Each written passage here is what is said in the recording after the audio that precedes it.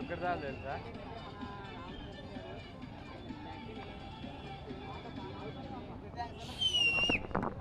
Bro అన్న పెద్ద cinema చూసిన తర్వాత ఎవరికొరికి ఒకటి అనిపించాలి.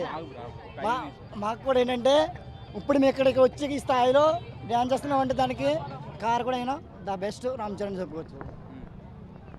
సినిమా అయితే చాలా బాగుందన్న. సినిమా కంటే ఎవరు వంకట్లేదు. ట్రోల్ చేసే వాళ్ళు ఒకటే చెప్తున్నా, ఈ సినిమా కోసం ఎవరు ట్రోల్ చేసినా వాళ్ళు చూడపోయినా ఇంటికాడ ఉన్న ట్రోల్ చేస్తున్నారు. ఈ సినిమా అయితే చాలా బాగుంది. ఎక్కడి నుంచి వచ్చి? అమలాపురం నుంచి అన్న, ఆంధ్ర అక్కడ నుంచి వచ్చామన్న. ఈ సినిమా కోసం సినిమా మాత్రం ఎవరన్నా చూడొచ్చు, పిల్లలతోటి ఫ్యామిలీ తోటి మొత్తం అందరూ చూడొచ్చు. సినిమా మాత్రం ఎవరు మీకు అందులో బాగా నచ్చింది సినిమాలో? సినిమా అంతా నచ్చింది. అంటే ఒకటే అని కాదు, సినిమా అంతా బాగుంది.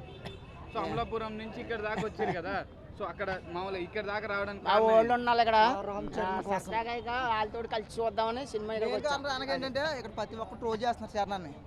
ట్రోల్ చేసి ప్రతి ఒక్కరు చెప్తున్నారు, సినిమా చూసిన తర్వాత రాసి పెట్టుకోండి, యాక్టింగ్లో అన్నం మించినోడు ఇంకెవరు ఉండరు. చెప్తాను కదా, రంగస్థలం మించిపోయిందని యాక్టింగ్. ట్రోల్ చేసిన ప్రతి ఒక్కరికి చెప్తున్నాను, ఇది రంగస్థలం 2 అని పేరు పెట్టచ్చు కానీ పెద్దని పేరు పెట్టాడు. మీరు ఎంత ట్రోల్ చేసినా సరే ఎంట్రీతో సమానం. చెప్తాను కదా, నిజమేనా? జయఆర్సి రాముడు భీముడు